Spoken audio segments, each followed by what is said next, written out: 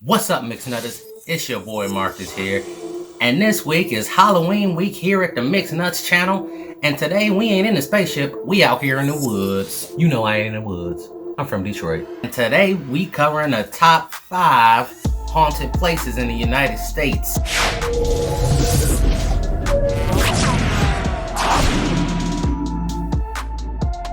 Coming in at number 5 is the Lalaurie Mansion in New Orleans.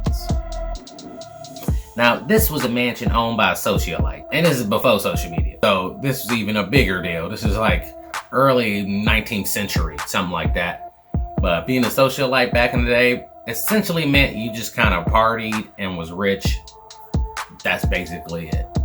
Same thing as it means now. Her name was Marie Delphine Laurie. But let's take a look into this. Marie was known in Louisiana for being a socialite and hosting ritzy soirees in her lavish French Quarter mansion in New Orleans during the early 19th century. Guests would gorge on fine food and champagne, unaware of the grisly scenes that unfolded 2 stories above. When the local police responded to a kitchen fire in 1894, they discovered several mutilated bodies of enslaved people in the attic. Soon after, Marie disappeared from New Orleans. I don't know why they didn't just arrest her on the spot, but somehow they didn't. She disappeared out of New Orleans, and people claim to have heard phantom screams from the attic. You can see a version of her on American Horror Stories. It's the season called Coven. Kathy Bates player and nails it, son. American Horror Story. Throw that up on the screen. That Coven season, I recommend it. All right. Actually, the whole series, American Horror Story, is awesome. Add that to your list for the Halloween week. Now, if you want to visit a replica of the Lalaurie Mansion, because the original actually burned down, we just talked about it. It's now privately owned and doesn't offer tours, but several city tour operators, such as Free Tours by Foot and Go City Tours, include a stop at the Royal Street Mansion on their itineraries. Coming in at number 4 is the Shanghai Tunnels in Portland, Oregon. Let's dig into it. Now these tunnels, man, let me tell you something. This story is so damn freaky. Here's the thing.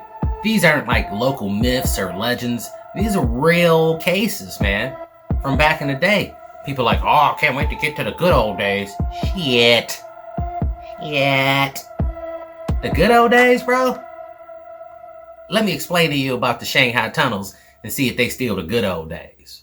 Portland was one of the most dangerous ports in the U.S. during the early 19th century. It was the epicenter of illicit maritime practice known as Shanghaiing, a form of human trafficking. I ain't never heard of this Shanghaiing, but I don't know why they call it that. But let's just keep looking at it here. According to local lore, swindlers preyed upon unsuspecting men in local saloons, which were often outfitted with trapdoors that deposited the victims directly into a network of underground tunnels. Can you imagine being in a bar, dude? Just think about this for a second. I'm in the bar chilling, drinking, talking to some ladies, hanging out with the fellas. Boom, go to the bathroom, trapdoor, drop me down in some tunnel. What? That is absolutely horrific. That's so horrific, you think that couldn't have been happening. It definitely was. These men were then supposedly held captive, drugged, and eventually transported to the waterfront, where they were sold to ships as unpaid laborers. Some worked for several years before finding their way back home. The tunnels are said to be haunted by aggressive spirits of the captives who died in the dark recesses beneath the city. Damn, son. Can you imagine them, you falling down there and somebody forget to get you? Because you don't know where you at. You just fall down in the tunnel. You know what I'm saying? You using the bathroom. Tunnel time. Now your ass down there. You can't see nothing. You in the dark, bro. And they don't come get you, or they can't find you, and now you just stuck down in the dark until you die? Damn! I can't even imagine that, bro. I ain't afraid of the dark, but I'm kind of afraid of the dark. You know what I mean? I ain't afraid of my dark. Your dark, I'm afraid of your dark. You know what I mean? So the practice of kidnapping men became known as Shanghaiing because those ships were often headed toward East Asia. So look, I checked into this here on the computer, and it looks like you can visit this place, the tunnels that they had for Shanghaiing, with Portland walking tours and the Cascade Geographic Society. So they offered guided tours for the Portland tunnels where visitors get a sinister history lesson in the dark. They do provide flashlights so y'all can make it back out of there. But you might want to check that just because with the whole COVID thing going on, may not actually be open. Thanks, COVID. Coming in at number 3 is the Queen Mary in Long Beach, California. Permanently docked there. Let's take a look at this. Now, the Queen Mary is a retired ocean liner and sailed the Atlantic Ocean. It's a retired ocean liner that sailed the Atlantic Ocean from 1936 to 1967. During its first 3 years at sea, the Queen Mary carried dignitaries and Hollywood celebrities, including General Dwight Eisenhower and Elizabeth Taylor and Audrey Hepburn. Its days as a luxury ship were short-lived, however, in 1939 when it was stripped of its amenities and began its second life as the Grey Ghost, a World War II troop ship. At the conclusion of the war, it was restored to its former glory and traversed the Atlantic for nearly 2 more decades. Alright, so that's just a little history on it. So it don't really look that scary. I mean, I never really heard of Queen Mary being freaky. I mean, maybe y'all heard about it, and if you got any ghost stories, go ahead and put that in the comments. But let's take a look at it. Let's see what's so freaky about it. So apparently the ship is reportedly haunted because of a sailor that died during the war, was crushed by an engine bay door, and a guest that was murdered in one of the rooms. Side note, Winston Churchill actually signed the D-Day Declaration aboard the Queen Mary during World War II. Coming in at number 2 is the Lizzie Borden's Bed and Breakfast. Why would you go to Lizzie Borden's Bed and Breakfast? Now, I know about Lizzie Borden. I mean, they had a show on it with, what's her name? Christina Ricci on Netflix. Now, if you know that story, the bed and breakfast, bro, I don't even want to visit. So, the Lizzie Borden Bed and Breakfast, right? It's in Fall River, Massachusetts.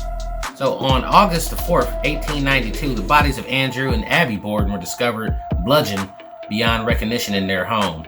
The prime suspect was their daughter, Lizzie.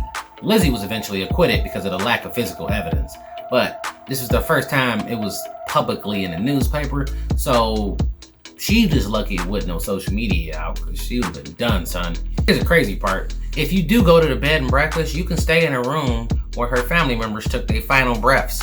Why would you do that? Hey, look, I'm gonna tell y'all the truth. As far as ghosts goes, I'm scared of them. Now, I don't necessarily always believe in them, but if they real, I don't want to know about it. You know what I'm saying? I am scary. I don't want to know about no ghosts. I don't want to deal with that energy. Nope. Out. Coming in at number 1 is the Trans-Allegheny Lunatic Asylum in West Virginia. And if anybody been anywhere near West Virginia, there's plenty of lunatics. So this place is probably freaky as hell back in the day.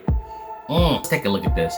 It began instruction in 1858 and opened up to patients in 1864. The massive structure was designed by architect Richard Andrews to maximize sunlight and fresh air, and it was believed that the building itself would serve as a healing environment.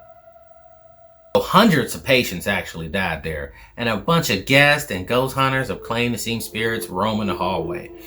This is one of them places where I could see that kind of happening if it is a thing, just because, you know, unrestful souls, you get tortured, lobotomies, the cruelest thing ever. You know how they used to do lobotomies, bro? Put that ice pick in the old eyeball and tap it with a hammer. That's the thinnest part of the skull. Boom, instant zombie. Drowning. So you basically brain dead, but your body's alive. So you're just trapped in your body for the remainder of your natural life. Jesus. And that's how we used to treat mental illness. Alright, Mixed Nutters, that was the top 5 haunted places in the US. If you want to support the channel, go to buymeacoffee.com/mixednuts. Don't forget to hit that notification bell, like and subscribe. And until next time,